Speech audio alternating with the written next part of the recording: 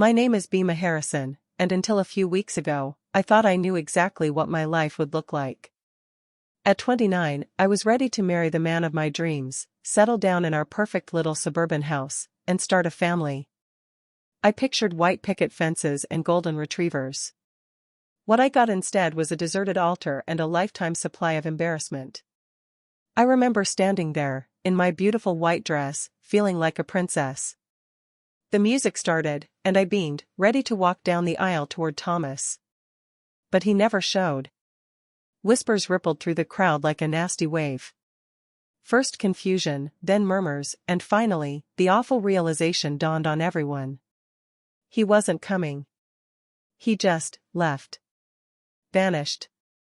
My carefully constructed fairy tale imploded in a shower of confetti and tears. The flowers suddenly smelled like death, the music sounded mocking, and the well-wishing faces became blurry masks of pity. I wanted to disappear.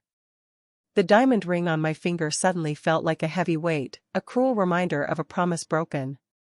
My pride, once so sturdy, lay shattered on the church floor, trampled by the fleeing guests and their hushed, judgmental voices. I was alone. And I was furious. The initial fury quickly morphed into a deep, aching sadness. It felt like a giant hole had been ripped through my chest, leaving me empty and cold. I couldn't stop the tears from flowing, hot and heavy, blurring my vision. My mother rushed to my side, her face a mixture of concern and anger. "How could he do this to you, Bema?" she kept whispering, but I didn't have an answer. The world seemed to spin around me. I was vaguely aware of my bridesmaids trying to comfort me, their words hollow and meaningless. I wanted to scream, to break things, to lash out at someone, anyone, but I was frozen, trapped in a nightmare I couldn't wake up from. The humiliation was the worst part. Knowing that everyone I knew, family, friends, colleagues, had witnessed my public rejection. The thought of facing them, of explaining what happened, filled me with dread. I imagined the whispers, the pitying glances, the endless questions. Would I ever be able to show my face in town again? I felt utterly lost, like a ship without a sail, adrift in a stormy sea. All my plans, all my hopes for the future, had been washed away in an instant. What was I supposed to do now? Where was I supposed to go? My perfect life had crumbled into dust, leaving me with nothing but shattered dreams and a broken heart. But then, something shifted. As I sat there, a broken mess in my ruined wedding dress, a tiny spark of defiance flickered within me. I realized I had a choice. I could wallow in self-pity and let Thomas's actions define me, or I could pick myself up, dust myself off, and write a new story for myself. The tears still stung my eyes, but they weren't just tears of sadness anymore. They were tears of anger, of determination, of possibility. I wouldn't let him win. I wouldn't let him see me broken. A slow smile spread across my face. It wasn't a happy smile, not yet, but it was a start. It was the smile of someone who had just realized they held all the cards. Despair was for losers. I was a Harrison, and we didn't back down from a fight. Thomas wanted to humiliate me? Fine. I would show him what humiliation really looked like. He wanted to ruin my life? I would build a new one, bigger and better than he could ever imagine. This wasn't just about getting over a broken heart. This was about taking control, about rewriting my destiny, about serving up a dish of revenge so cold it would give him frostbite. The wheels started turning in my head, ideas bubbling up like champagne. I was done being a victim. It was time to become the architect of my own delicious, and very public, comeback. The first step in my grand plan was simple: the ring had to go. It was a beautiful ring, a sparkling symbol of a love that never was, but now it just felt like a cruel joke. I couldn't bear to look at it, let alone wear it. The next morning, I marched into the fanciest jewelry store in town, the one Thomas had bragged about buying it from. I didn't flinch as the jeweler examined it, his expression a mixture of admiration and sympathy, no doubt aware of the story behind it. "I want to sell it," I said, my voice firm despite the tremor in my hands. He offered a price, a good one, surprisingly. It stung a little, knowing how much Thomas had spent, but I pushed the thought away. This wasn't about the money, it was about reclaiming my power. Signing the papers felt strangely liberating. With that one transaction, I was severing the last tie to my old life, to Thomas, to the person I thought I was supposed to be. The money landed in my bank account, a small fortune born from heartbreak. It wasn't just money, it was freedom. It was a foundation, a launchpad for my new adventure. And I knew exactly what I was going to do with it. The world was waiting. I didn't spend weeks agonizing over my next move. I didn't consult with friends or family. I simply closed my eyes, spun a globe, and pointed. My finger landed somewhere in the azure waters of the Aegean Sea. Santorini. The name sounded like a promise, a whisper of sunshine and new beginnings. Within days, I was online, scrolling through listings of properties in Santorini. Villas perched on cliffsides, overlooking the sparkling caldera, their white walls gleaming in the Mediterranean sun. They were breathtaking. It was impulsive, reckless even, but I couldn't shake the feeling that this was exactly what I needed. A complete escape. A chance to reinvent myself in a place where no one knew my name, where no one whispered about my failed wedding. I found it almost immediately, a small, charming villa with a balcony overlooking the sea. Bougainvillea climbed the walls, and the air smelled of salt and lemon blossoms. It was perfect. I wired the money, signed the papers remotely, and booked a one-way ticket. My mother, bless her heart, tried to talk me out of it, but I was resolute. I need this, Mom, I told her. I need to find myself again. And just like that, I was leaving everything behind for a new life in Greece. A life of sunshine, sea, and maybe, just maybe, a little bit of revenge. Stepping off the plane in Santorini felt like entering a postcard. The air was thick with the scent of jasmine and the sun warmed my skin. The bright white buildings contrasted sharply with the deep blue of the sea, creating a scene so beautiful it almost hurt. The first few weeks were a blur of settling in, exploring the island, and attempting to learn Greek. My attempts at speaking the language were clumsy and often hilarious, but the locals were patient and kind. I spent hours wandering through the narrow streets of Oia, admiring the colorful shops and the stunning sunsets. I enrolled in a Greek language class and started taking cooking lessons, learning to prepare traditional dishes like moussaka and souvlaki. Slowly, I began to make friends. There was Sophia, the owner of the local bakery, who always slipped me an extra pastry. And Dimitri, the fisherman, who taught me how to cast a net. I spent my days swimming in the crystal-clear waters, hiking along the caldera, and simply soaking up the beauty of my surroundings. The weight on my chest began to lift, replaced by a sense of peace I hadn't felt in years. I was rediscovering myself, piece by piece, in this magical place. I was no longer just Bema, the woman who had been left at the altar. I was Bema, the woman who had the courage to start over. And I was just getting started. It was at one of Sophia's baking classes that I met him. Aristotle.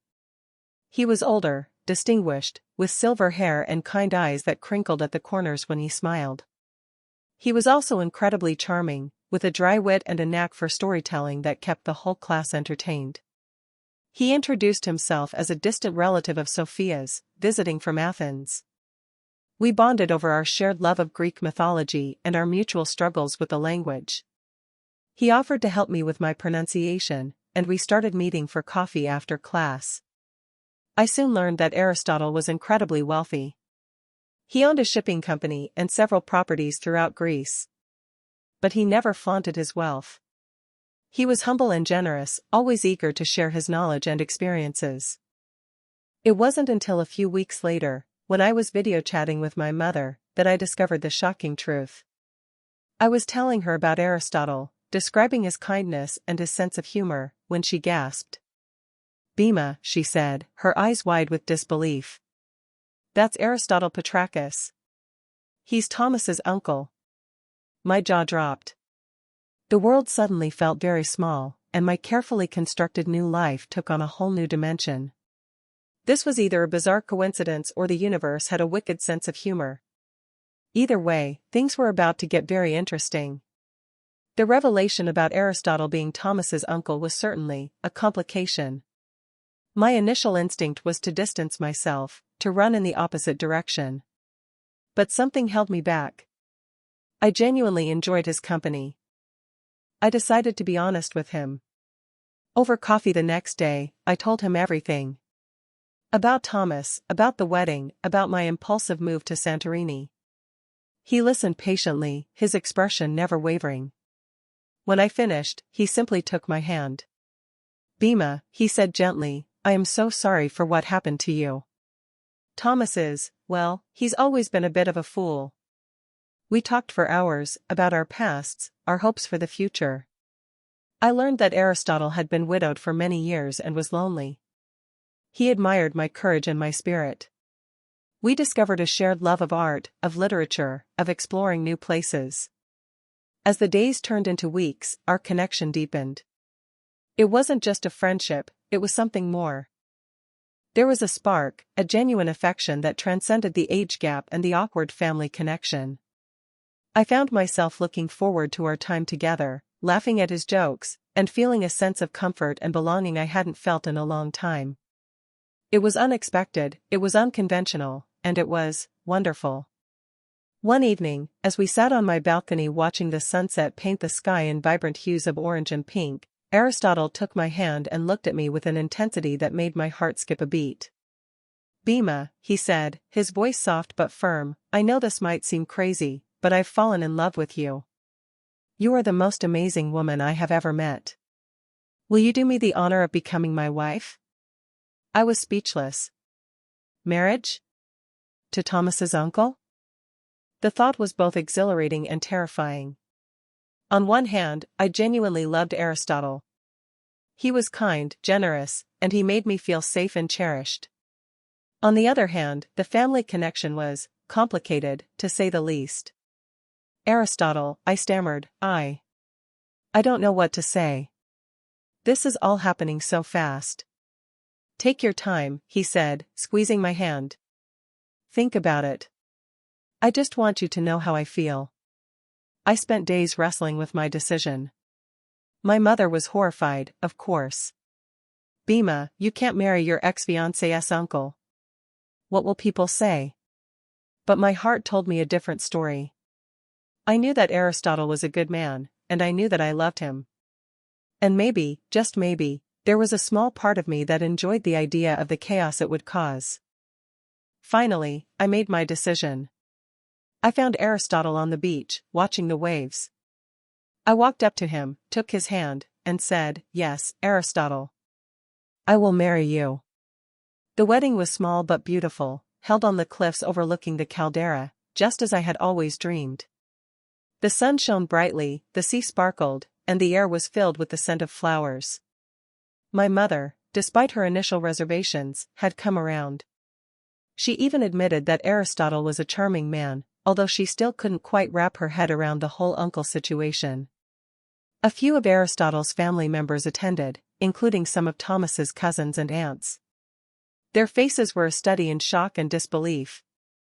I could see the whispers and the sideways glances, but I didn't care. I was marrying the man I loved, and that was all that mattered. I wore a simple white dress, and Aristotle looked dapper in a light gray suit. We exchanged vows we had written ourselves, promising to love and cherish each other for the rest of our lives. As we kissed, the crowd erupted in applause. I glanced over at Thomas's cousin, Eleni, who looked like she might faint. It was then that I realized the full extent of my revenge. I hadn't just moved on, I had completely rewritten the script. Later, as we danced under the stars, Aristotle whispered in my ear, "Are you happy, my love?" I smiled and rested my head on his shoulder. "More than you know," I said. And I meant it. My life was far from perfect, but it was mine. And it was exactly where I was supposed to be. I didn't see Thomas at the wedding, and honestly, I didn't expect to. But I heard through the grapevine about his reaction to the news. Apparently, he was furious. Disbelief quickly turned into anger, and then, I heard, a healthy dose of regret. He couldn't believe that I, the woman he had left at the altar, had not only moved on but had married his wealthy uncle. It was a blow to his ego, a public humiliation far greater than anything he had inflicted on me. My mother told me that he had been calling her, begging for information, asking if I was happy, if I truly loved Aristotle. She, of course, played it cool, giving him vague answers and enjoying his discomfort. I heard that he had even tried to contact Aristotle, but his uncle refused to speak to him. Aristotle was fiercely protective of me, and he wasn't about to let Thomas disrupt our happiness. I almost felt sorry for him. Almost. But then I remembered standing at that altar, feeling the weight of everyone's pity, and the sympathy vanished. He had made his choice, and now he had to live with the consequences. My revenge wasn't just about marrying his uncle, it was about proving to him that I was worthy of love, of happiness, of a life far better than the one he had offered me. And I had succeeded. The best part of the whole situation, the cherry on top of my revenge Sunday, was the anti-situation. Technically, as Aristotle's wife, I was now Thomas's aunt. The thought of him having to address me that way brought a smile to my face every time. I heard through the grapevine that he refused to call me Auntie Bema, opting instead for awkward silences or mumbled greetings. But everyone else in the family embraced the title, much to his chagrin. At family gatherings, which I now attended as Aristotle's wife, I made a point of being extra friendly to Thomas, always addressing him by name and asking about his life. I could see the discomfort in his eyes, the barely concealed anger simmering beneath the surface. It was glorious. Becoming Auntie Bema wasn't just a title, it was a symbol of my triumph. It was a constant reminder of his foolishness, of his colossal mistake in letting me go. Every time someone used the term, it was like a tiny victory, a small affirmation that I had won. And the best part? It wasn't just about revenge anymore. I genuinely loved Aristotle, and I was happy. Thomas's discomfort was just an added bonus. My life was full of sunshine, love, and a healthy dose of schadenfreude. What more could a girl ask for? Our happiness wasn't without its challenges. Aristotle, while vibrant and full of life, was still an older man, and his health began to decline. He had always had a touch of a bad heart, but in the last year it had gone downhill. At first, it was just minor things, fatigue, shortness of breath. But gradually, his condition worsened. He became weaker, more frail. The walks on the beach became shorter, the trips into town less frequent. I devoted myself to caring for him. I learned about his medication, prepared healthy meals, and made sure he was comfortable. I read to him, played his favorite music, and simply sat by his side, holding his hand. It wasn't easy. There were moments of frustration, of sadness, of fear. But through it all, my love for Aristotle never wavered. I wasn't just caring for him out of a sense of duty, I was caring for him because I genuinely loved him. I cherished every moment we had together, knowing that our time was limited. I wanted to make his last days as comfortable and as happy as possible. And I did. I poured all my love and energy into making sure he knew how much he meant to me. This wasn't a plot for revenge anymore. This was real life, and my love for him was growing as fast as his health was failing. The end came peacefully. Aristotle passed away in his sleep, in our villa, with me by his side. It was a quiet morning, the sun just beginning to rise over the Aegean Sea. He looked peaceful, like he was simply resting. I was heartbroken. Despite the unconventional circumstances of our relationship, I had genuinely loved him. He had brought so much joy and laughter into my life, and I would miss him terribly. The funeral was a somber affair, attended by family and friends from all over Greece. Thomas was there, of course, looking pale and uncomfortable. I avoided him, focusing on honoring Aristotle's memory. A few days after the funeral, Aristotle's lawyer contacted me. He needed to discuss the will. I knew that Aristotle was a wealthy man, but I had no idea of the extent of his fortune. As the lawyer read the will, I was stunned. Aristotle had left everything to me. His shipping company, his properties, his investments, everything. He trusted me to manage his legacy and to use his wealth for good. I was overwhelmed. Not just by the responsibility, but by the sheer magnitude of his love and trust. He had given me everything, and I knew I had to honor his memory by using his gift wisely. My revenge had turned into a responsibility. It didn't take long for Thomas to resurface. A few weeks after Aristotle's death, he showed up at my villa, unannounced. He looked gaunt and desperate. "Bema," he said, his voice pleading, "I need to talk to you." I hesitated, but I couldn't bring myself to turn him away.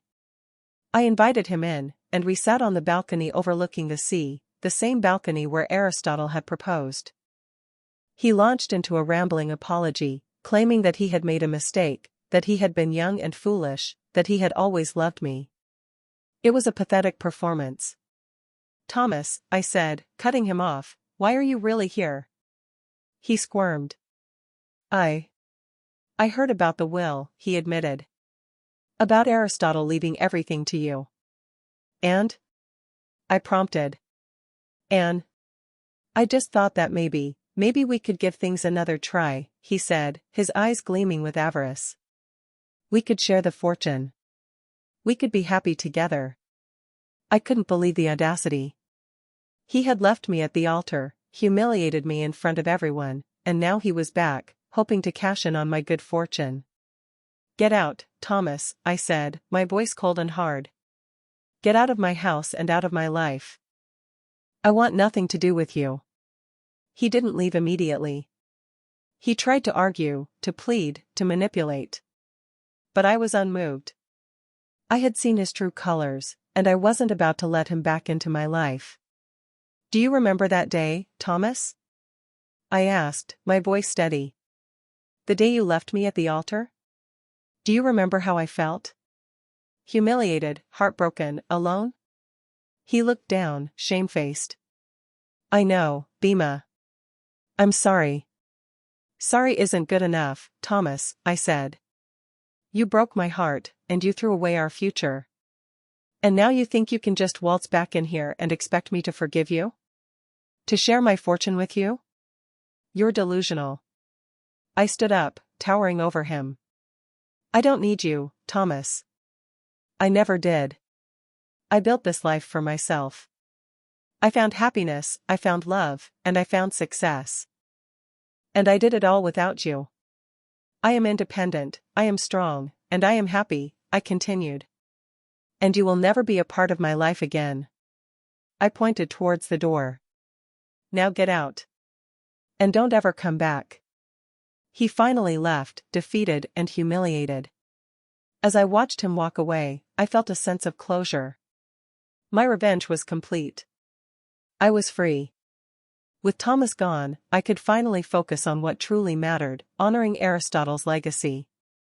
I spent months learning about his shipping company, understanding the intricacies of his investments, and consulting with his advisors. But I knew that I wanted to do more than just manage his wealth. I wanted to use it to make a difference in the world. I thought back to that day at the altar, to the humiliation and the heartbreak I had felt, and I knew what I had to do. I decided to establish a charity to help women who had experienced similar situations, women who had been abandoned, betrayed, or abused. I wanted to provide them with the resources and support they needed to rebuild their lives and reclaim their power. I called it Phoenix Rising, a symbol of my own journey from the ashes of despair to a life of strength and purpose. The charity would offer counseling, job training, financial assistance, and legal aid to women in need. It was a daunting task, but I was determined to make it a success.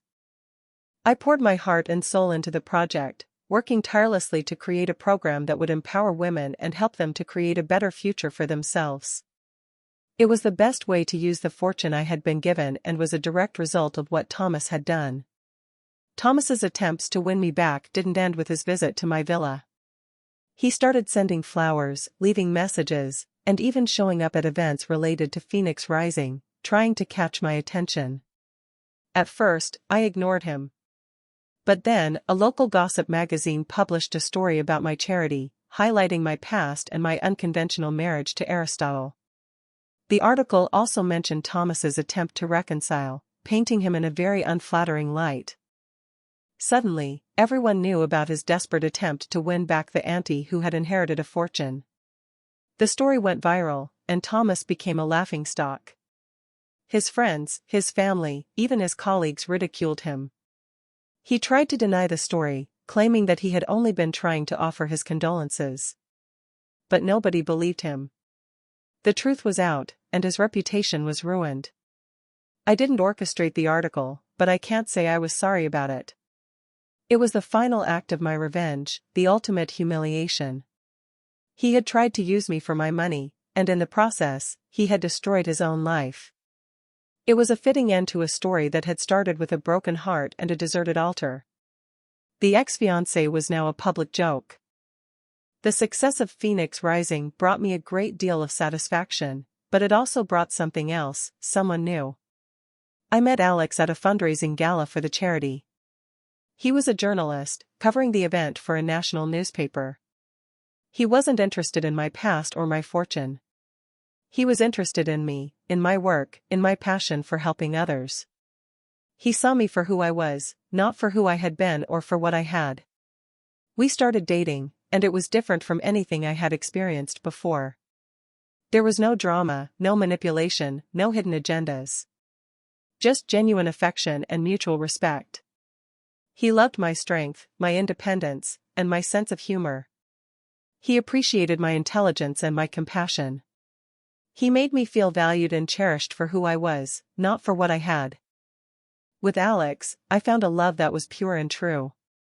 A love that wasn't based on revenge or on fortune, but on genuine connection. He showed me what it meant to be truly loved, to be accepted for all my flaws and imperfections. He was everything I had ever wanted, and everything I never knew I needed. He was real and true and loved me for me and not my money or status. He loved Auntie Bema, and all she stood for. Years have passed since that fateful day at the altar. I am no longer the broken, humiliated woman I once was. I am strong, independent, and fulfilled. I live in Santorini with Alex, in a beautiful villa overlooking the sea. We spend our days working on Phoenix Rising, traveling the world, and enjoying each other's company. The charity has grown beyond my wildest dreams, helping thousands of women to rebuild their lives and find their own happiness. It is a testament to the power of resilience, the strength of the human spirit, and the importance of paying it forward. Thomas? I rarely think about him anymore. He is a distant memory, a footnote in the story of my life. I hear that he is still living in our hometown, working a dead-end job and haunted by his past mistakes. But I don't dwell on his misfortune. I am too busy living my own life, a life filled with love, purpose, and joy. My revenge is complete, not because I ruined his life, but because I built my own. I am Bema Harrison, and I am living proof that even the most devastating setbacks can lead to something beautiful. I am surrounded by love, fulfilled by my work, and grateful for every single day. My story is a happy one. And it all started with being left at the altar. What happened next? It left him begging for mercy. But it left me living my best life.